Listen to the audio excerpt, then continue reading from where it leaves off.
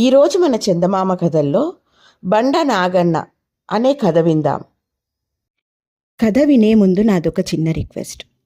మీరు గనక మా ఛానల్ని మొదటిసారి చూస్తున్నట్లయితే ప్లీజ్ తప్పకుండా సబ్స్క్రైబ్ చేయండి. ఇక కథలోకి వద్దాం. ఒక గ్రామంలో ఒక అయ్యవారు ఉండేవారు. ఆయన దగ్గర చాలామంది కుర్రవాళ్ళు చదువుకుంటూ ఉండేవాళ్ళు. ఆయన దగ్గర చదువు చెప్పుకునే కుర్రవాళ్ళల్లో నాగన్న అని ఒకడు ఉండేవాడు. వాడికి తెలివితేటలు బొత్తిగా లేవు. ఒకరోజు అయ్యవారు నాగన్నను పిలిచి, ఒరే బండవాడా, నువ్వు గ్రామ పెద్ద ఇంటికి వెళ్ళి చెట్టుగల వారిని అడిగి నేను తెమ్మన్నానని 4 కొబ్బరికాయలు పట్టుకురా అని గోతం ఇచ్చి పంపాడు. నాగన్న గ్రామ పెద్ద ఇంటికి వెళ్ళాడు. కానీ చెట్టుగల వాళ్ళంటే ఎవరో తెలియలేదు. అందుచేత వాడు చెట్టుకు ఎదురుగా నిలబడి, అయ్యవారు 4 టెంకాయలు తెమ్మన్నారు అన్నాడు. చెట్టు జవాబు చెప్పలేదు. చెట్టు అభ్యంతరం చెప్పలేదు కదా అనుకుని నాగన్న చెట్టెక్కి 4 కొబ్బరికాయలు కోసి వాటిని తెచ్చి అయ్యవారికి ఇచ్చాడు. కానీ కాసేపటికి గ్రామ పెద్దే వచ్చి అయ్యవారితో, కొబ్బరికాయలు కావాలంటే అడిగి మరీ కోసుకోరా అని కోప్పడ్డాడు. బండవాడు మీతో చెప్పాడనుకున్నానే, వాణ్ణి కోప్పడతాలేండి అని అయ్యవారు గ్రామ పెద్దను సమాధానపరిచి పంపేసి నాగన్నను పిలిచి, టెంకాయలు ఎవరిని అడిగి తెచ్చావురా అని అడిగాడు. చెట్టును అడిగేనండి అన్నాడు నాగన్న. నీకు బుద్ధి లేదురా, అందుకే చదువులేని మొద్దు కదలలేని ఎద్దు అన్నారు. నువ్వు పశువుల్ని కాయడానికి తప్ప ఇంకెందుకు పనికిరావు. రేపటి నుండి గొడ్లను కాయి అన్నాడు అయ్యవారు. మర్నాటి నుండి బండనాగన్న అయ్యవారి పశువులను మేపనారంభించాడు. అయ్యవారు అన్న మాటలు వాడికి సరిగ్గా అర్థం కాలేదు. కదలని ఎద్దును కదిలిస్తే చదువు బాగా వస్తుంది కాబోలునని వాడు అనుకున్నాడు. అయ్యవారు ఊళ్ళోని శివాలయానికి పూజారి. నాగన్న ఒకసారి ఆ శివాలయానికి వెళితే అక్కడ నంది కనిపించింది. అది కదలని ఎద్దు గనక దాన్ని కదిలిస్తే తనకు చదువు వస్తుంది అనుకుని వాడు ఆ నందిని బలంగా తోశాడు. చిత్రంగా నంది పక్కకు ఒరిగి పడిపోయింది. దాని కింద ఒక గుంట ఉన్నది. దానిలో డబ్బు నగలు ఉన్నాయి. గుడికి వచ్చిన వారంతా అది చూశారు. గుడికి వచ్చే ఆదాయంలోనూ కానుకలలోనూ అయ్యవారు చేతివాటు వేసి వాటిని అక్కడ దాస్తున్నాడు. ఆ రహస్యం కాస్త బయటపడిపోయింది. ఇటువంటి పనులు ఇక ఎన్నడూ చెయ్యనని గ్రామంలోని పెద్దలందరి దగ్గర చెంపలు వేసుకున్నాడు అయ్యవారు.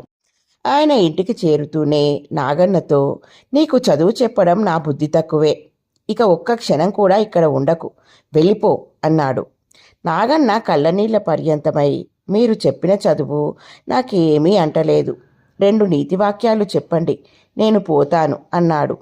కాకి ముక్కుకు దొండపండులాగా నీకు నీతివాక్యాలెందుకురా అన్నాడు అయ్యవారు కోపంగా.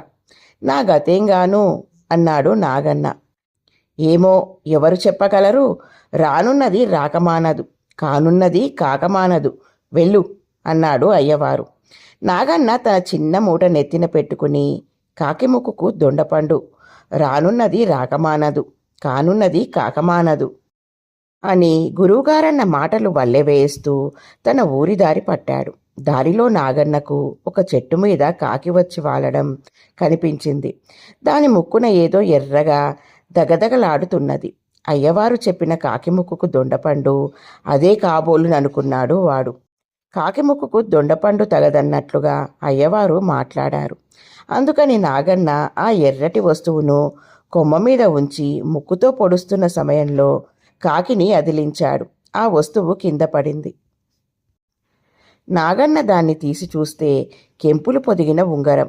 గురువుగారి మాట పాటించినందుకు చక్కని ఉంగరం దొరికింది కదా అని సంతోషించి నాగన్న దాన్ని తన వేలికి పెట్టుకుని ముందుకు సాగాడు.